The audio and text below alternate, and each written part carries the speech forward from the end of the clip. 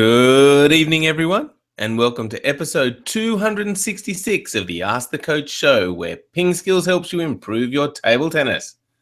Today, we're going to be talking about short pushing, the shake hand grip, and receiving serves with a lot of spin. I'm Jeff Plum, and as always, Super Coach Alois Rosario is here with me to answer your questions. Welcome, Alois.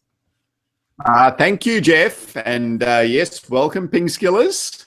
Another show, another day. Indeed. And, I'm pretty excited about today's show. A lot of discussion, and I think people are going to like the topics and the questions. Good. What have we got today, Jeff? Well, yesterday we skipped the show. We were busy. But the day before that, Alois, we asked everybody, have the Chinese national team selectors got too much power? They left out the number 1 in the women's and the number 2 in the men's. And in recent tournaments, it looks like that might not have been the right decision. But did people think that the Chinese selectors have too much power? Well, yeah, some really interesting comments. So Matt Salt, I think, put a lot of thought into what he said. So he said that, and I'll read it all out to you. So Zhang Jike got the second spot because he has an opportunity to win his second Grand Slam, and also because fans have been hoping for a Zhang versus Yan, and also because he's currently the most vulnerable of the 4. So if he loses before the final, it's still good for the sport. Interesting theme. So Fan Zhendong would not lose before the final. Probably not. And neither would Zhu Xin. So Fan Zhendong has 2020 to look forward to. And it wouldn't be great for table tennis if he won this title at such a young age. It would forecast another 10 to 12 years of China's chokehold on all major podiums. The selectors made the right choice for the sport, but Ma and Fan would have been the strongest 2 choices. Zhu Xin is the natural choice for the team event because he's left-handed and unbeaten by foreigners in several years. Let's just discuss that for a while. Some interesting thoughts there by Matt Salt. Yeah, definitely some interesting thoughts. And I agree with some of them. I don't think having a young winner is bad for the sport, though. Like, someone coming along really young and winning the Olympics, I think that's great. Yeah, it is, but I also sort of like his theory or his thinking of, maybe just a non-Chinese final of the Olympics would be more interesting and maybe better for the sport. Not sure. Maybe. Who was the last non-Chinese to win the Olympics? Well, that's a good question. Ru Ming? Yeah, I'd say so. I'll have to have a look. Beating Guang Hao, I think. Yeah. So that didn't, people didn't go, wow, that's great for the sport. And so, yeah, I don't know, but interesting. But I think he's right. Zhu Xin, I think, hasn't lost to a foreigner for a long, long time. I guess, yeah, I'm not sure when he last lost to a foreigner. So, I do think he's right that Zhang Jike is the most vulnerable. So maybe the selectors did the right thing by the sport, but I don't think they chose him because they thought he was the most vulnerable. Yeah, I don't think so either. I think they would be going for gold and silver for sure. The Chinese, wouldn't like to lose, those medals. That's for sure. Interesting. Yep. They're very interesting thoughts, Matt. I like your theories and thoughts on that. Some other theories. Pedro said, Lu Shiwen not being in there. I'm utterly baffled. And Eddie Casa, our old friend Eddie Casa, this Olympics highlights the profound predicament the national selectors face. I feel the unnecessary pressure on the Chinese camp will play a factor. It is outrageous that top nations have to select 2 players for singles, the same as a nation ranked 30 or below. The solution is simple. Allow 3 players from each top 10 nations because they deserve it and it's good for table tennis. So, yeah. So some interesting thoughts there on the It is interesting, isn't it? And I kind of tend to agree with that. But then on some other level, I kind of think, well, it is the Olympics, so shouldn't every country get to represent at the Olympics? And if they gave the top teams too many spots, then the bottom teams wouldn't be able to compete at all. So, yeah, I get where he's coming from. And yeah, but yeah, I'm not sure.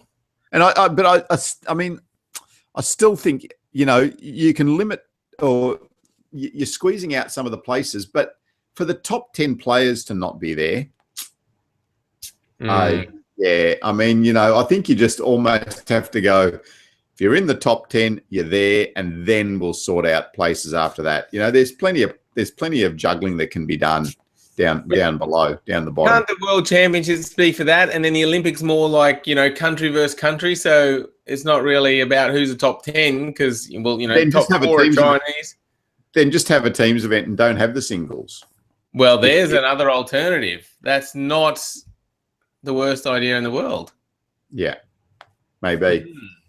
But, yeah. I mean, the Olympic gold medal is definitely considered the pinnacle of the sport, but at the same time, everyone acknowledges that the World Championships is harder to win. But I think if you gave all the top players the choice, gold medal at Olympics or gold medal at World Championships, they take the Olympics every time.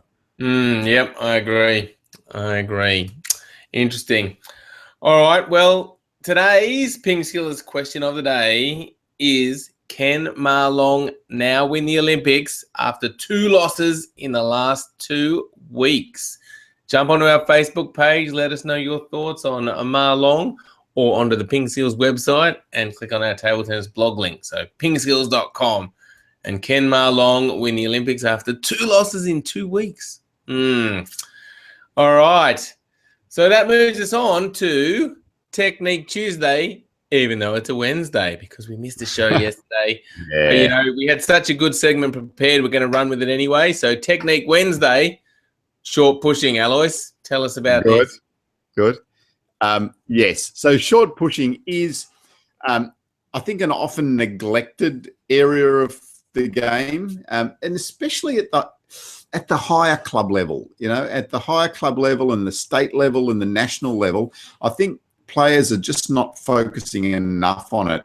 They need to see and appreciate the game of the top Chinese players and just how good they are at being able to play the ball short. So for me, it's a technique that we need to start to focus more on, and just get you at the club level to focus on it for a while. Just focus on being able to push short, being able to serve short, and just watch how the game of table tennis changes. The issue is always, because when we watch a game of table tennis, the thing that always sticks in our mind is the big shots. We see the big shots and we go, wow, that's fantastic. That's how I want to play. But these guys win rallies by being able to play the small shots, the short pushes and the short serving, and just being able to tie the other person up. So yeah, so short pushing for me, really important, and really important technique. How do you do it? A couple of things to think about when you're short pushing. The first one is just making sure that your hand is very soft and relaxed.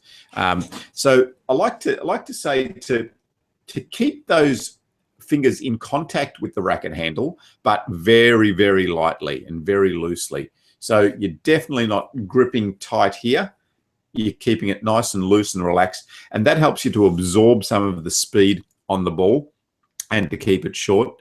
And then the second thing is to take the ball as early as you possibly can. So as soon as the ball bounces, you want to be trying to make contact there. If you let it bounce and the ball bounces all the way back here, it's really difficult to get the ball short on the other side. So get that ball really early, take that, keep your hand really nice, loose and relaxed and soft, and then that'll help you to be able to push that ball short. Yeah, I like that. So a couple of things there with the grip. Yeah, nice and relaxed. Yeah, I have to agree 100%. I find if I'm holding the bat really tight, not only am I not absorbing the spin, but I feel like it's hard to gently touch the ball. It's kind of like every movement's kind of pushing the ball quite fast. So, yeah, I like that idea, holding the bat softly. The other point is taking the ball early. So I guess that means you need good footwork to get close to the ball. Yeah, and the footwork is the movement into the table. So for a right-hander, it's getting your right leg under the table as far as you can, and that will get your body and your nose and your bat close to that the bounce of the ball. If you don't get close and under the table, then basically you're limited as to how far you can reach forward. So yeah. So if you reach like right forward and you've got your arm out straight, it feels like to me you're gonna have less control than if you're up closer and you're actually watching the ball a bit closer. But also you seem to have a bit more control if your arm's a little bit bent and not just at full stretch. Yeah, absolutely. Yeah. So I mean, we talk about your ideal contact position in relation to your body. So we talk about it as, somewhere where you would catch a ball. So if you're catching the ball here, that's where you want to contact the ball with your bat as well, and not out there. You don't want to catch the ball out there because that becomes really awkward. You see little kids when they catch and they try to catch out there. That's difficult. As you get more coordinated, the catch becomes here. This is your control position here. So that's where you want to be hitting the ball. Makes a lot of sense. Good. All right. So, PingSkillers, your task for today is watch some of the top Chinese and don't focus on the big shots. Focus on their serves, their return of serves, and their short play. Just notice how good that is. And then next time you're practicing, just do some short pushing. Do some practice. Short push to short push. Think about it more in your games. That's your challenge. Alrighty, time for some questions, Alois. And first up is one from Hrishi, who says, is Ma Long using the shake hand shallow grip or the shake hand deep grip? And can the inflexible wrist in shake hand deep grip affect us in playing the forehand drive? Yeah, so by deep grip, I think you're talking about in here and the shallow grip is here. I'm not sure exactly, but anyway. So if you've got the bat really close into your hand, you can still have flexibility in your wrist as long as your fingers are relaxed, your hand is relaxed. You can still utilize your wrist well. But the tendency is that when you get that grip up there, you often tend to grip that bat a little bit tighter. So just make sure you're keeping that nice and loose, so not tight, loose if it's there. And then you'll still have flexibility in the wrist to be able to make your shots well as well. Ma Long holds the bat fairly close into his hand. Okay, so it's quite close there, and you see the power he generates, and you see the flexibility of his wrist. So yeah, there's no issue there. Excellent. And like, if you're coaching some people that are just starting out, do you focus too much on whether it's the shallow or deep grip, or as long as they've got their finger and thumb sort of right, it's okay? Or what do you do there? Yeah, I try to get them to have it fairly close up into the handle, and just get better control over the racket rather than that. When they've got the grip like that, it's very easy to have changes in the racket angle, which means that you're going to end up with more mistakes. So by getting the bat closer into the hand, you get much better control over the racket head. So especially starting out, I think that's better. Yeah, makes sense. And, if it's good enough for Ma Long, who's to argue? All right. Okay. Absolutely. Next up is a question from Man Shay, who says, when I receive a hard spin from the serve, many times when I want to play the backhand, it goes outside of the table. What should I do? Yeah. So if you're finding that your that the ball's flying off the end of the table. A couple of things. One could be that you're just bunting the ball back and you're not spinning the ball. And a lot of people do that when they're returning. So they might tighten up when the ball's got spin on it and just jab at the ball like that. So by jabbing at the ball, you're not generating your own topspin, and that will tend to mean that the ball can fly long off the end of the table. So really important to keep this hand relaxed when you're returning to make that topspin action, so that then the ball can dip onto the table as well. If you can just start in that relaxed position there, then you've got a chance of making that nice wrist action to be able to lift that ball with topspin, and that's what's going to dip the ball onto the table. Okay, yeah. And I guess, yeah, obviously returning serve is a hard part of the game, and, you know, reading the spin is important, because I guess if there's a lot of topspin, your stroke might be slightly different than if the ball's flatter, and also adjusting for the side spin. So I guess you got to watch the ball pretty closely. Yeah, definitely. Yeah, I mean that's basic. You watch the ball and see what type of spins on the ball. So yeah, that's important. The adding the topspin yourself gives you a bigger margin for error though. So if you do slightly misread it, if you're putting a lot of topspin on the ball and contacting the ball nice and fast, then you're generating your own spin and the ball's going to dip onto the table. So often this happens that, you know, when you are returning, you're a little bit unsure and nervous. So then when you're unsure, you tighten up and you try to just guide the ball on the table. And that's where you really get into trouble. So in that situation, if you can just really whip at the ball and contact the ball fast, with a fast racket action and fast racket head, you're more chance of generating the spin and getting that ball on. Yeah. Now, I think there's a real perception out there, Alois, that the backhand is harder than the forehand. Maybe I'm not sure, but I think that's a sort of a perception. But you watch all the top players now, and their backhands are incredible, and obviously they practice a lot, but compared to their forehands, they're catching up. And so I'm guessing people at the club level who want to do this topspin on the backhand, I don't think it's like totally out of people's reach to be able to play that shot. No, yeah, I think you're right. But I mean, I always found the forehand easier, but, you know, it's probably what you start with as well. I did a lot of forehand play when I was younger.